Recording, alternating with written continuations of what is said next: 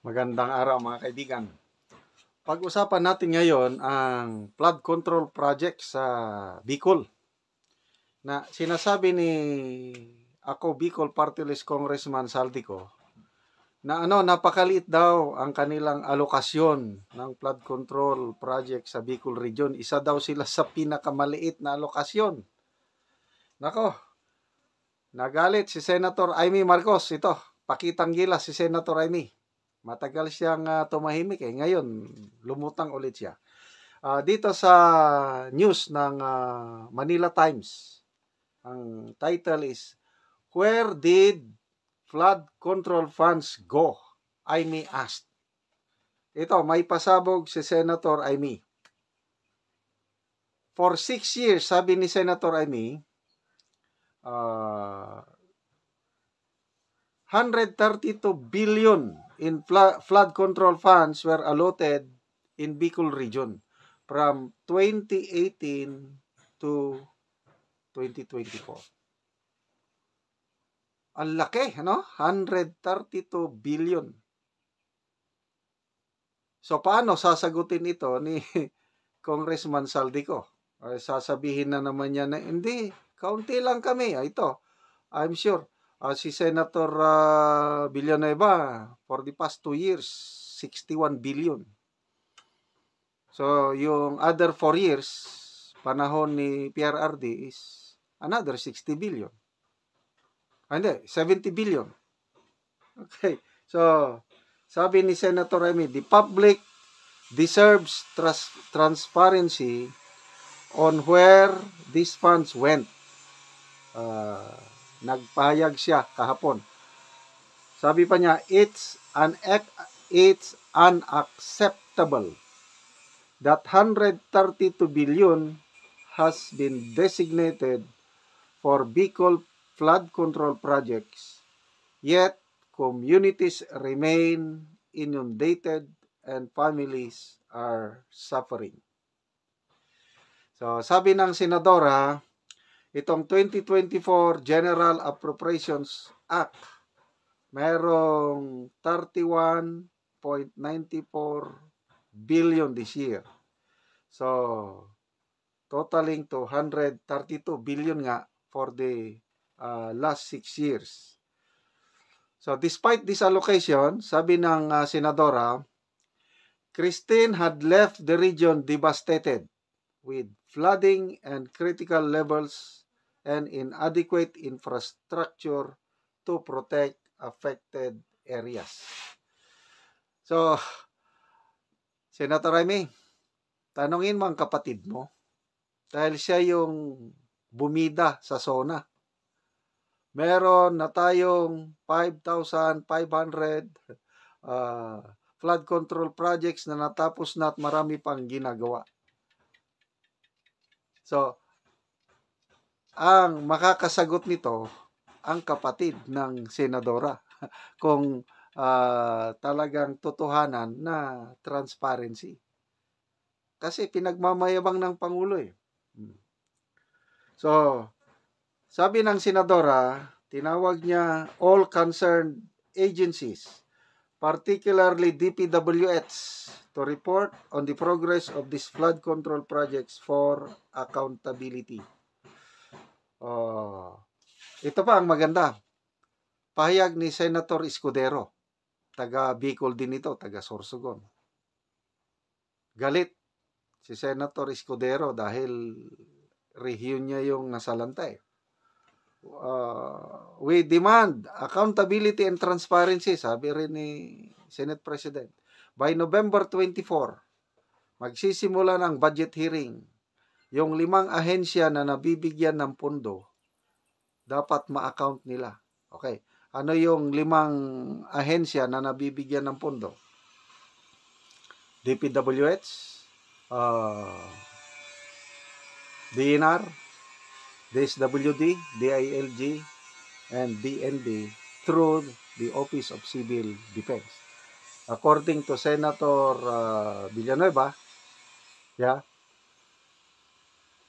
dito sa 5 ahensya na ito na may hawak na flood control projects, lumalabas 1.5 44 billion pesos per day ang ginagastos ng ating gobyerno. Pera natin yan para sa flood control projects, kaya lang wala pa rin nangyayari. Palpak pa rin. So, ang Pangulo, sabi niya, malakas daw ang hangin, nabangga ang barko, dahil daw sa climate change, kung ano-anong dinadahilan. But the most pressing, glaring factor dito is yung quality ng implementation. Ito na yung sinasabi ni Mayor Magalong na kickback. Halos 40 to 45% ang nawawala sa pundo nang dahil lang sa mga projects na ito, lalo na sa DPWH. Okay, so nanalalanta ulit ang bagyong Leon ngayon sa Northern Luzon, especially Cagayan Valley and Batanes. Kawawa na naman ang ating mga kababayan. So, flood control na naman ang sisingilin ng mga tao doon. Okay, so bigyan ko kayo ng update. Panoorin natin ang update sa bagyong Leon. Alex, bago lumisan ay pinaranas pa rin ng bagyong Leon o Super Typhoon Leon ang kanyang bagsik sa mga residente dito sa Cagayan sa buong maghapon hanggang sa kasalukuyan.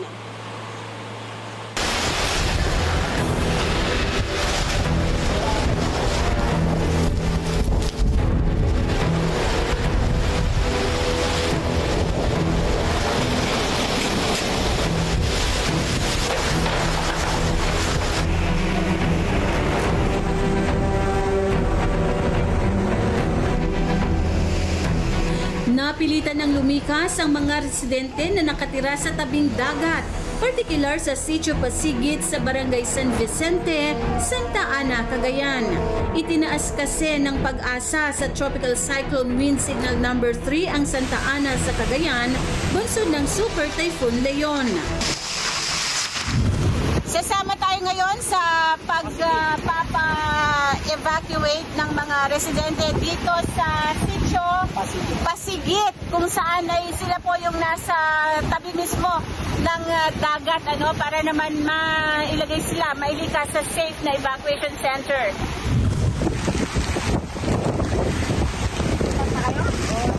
Likas kayo? Ilan sa mga residente ang nasa lubong namin habang may nag-aayos ng bangka upang hindi tangayin ng malakas na alon.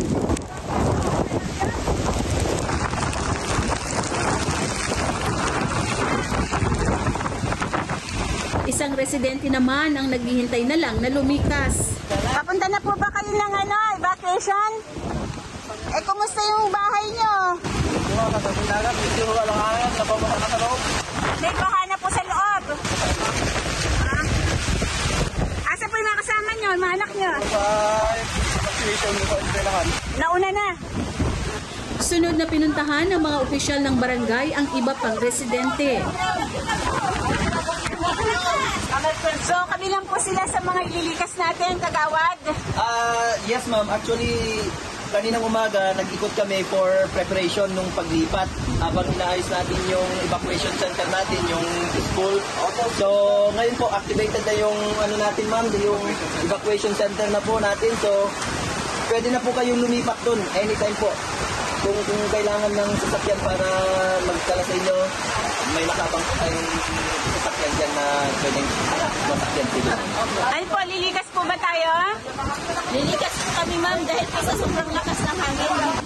Sa kabila naman ng kanilang kalagayan, nababati na po ako, ma'am, po sa amin sa Tagamasmate. Hello po, bulitong po kami. Dahil binabagyo. Mag-iingat po tayong lahat. Ang mga inilikas na residente ay tumuloy sa San Vicente Elementary School. Sa lakas ng hangin at ulan, may mga yero na halos matuklap na. Pero mas safe daw ang paaralan para sa mga evacuee. Si Nanay Virgie at Tatay Orlito Sulieza napilitang lumikas dahil ang dingding ng kanilang bahay ay sinasalpok ng malakas na alon. Yun, talaga hong tabing dagat yung bahay namin. Yung mga dingding ho, nasira na. Pinahampas ng alon. Alon o kaya at saka ho hangin. Mga ito lang ho, mga dala namin. Nandun pa ho yung mga gamit namin. Bahala na, sabi nga. Basta't yung buhay lang ho ang makaligtas. Dito sa Medyo kinakabahan ho kami doon sa bahay namin dahil ang lakas ng alon na. Hangin na buktas pa yung aming dingding. Kaya po, nung pagsabi ng mga kagawad na lipat na tayo dahil palakas ho ng palakas, hindi na ho kami nagdalong isip, sumama na kami kaagad.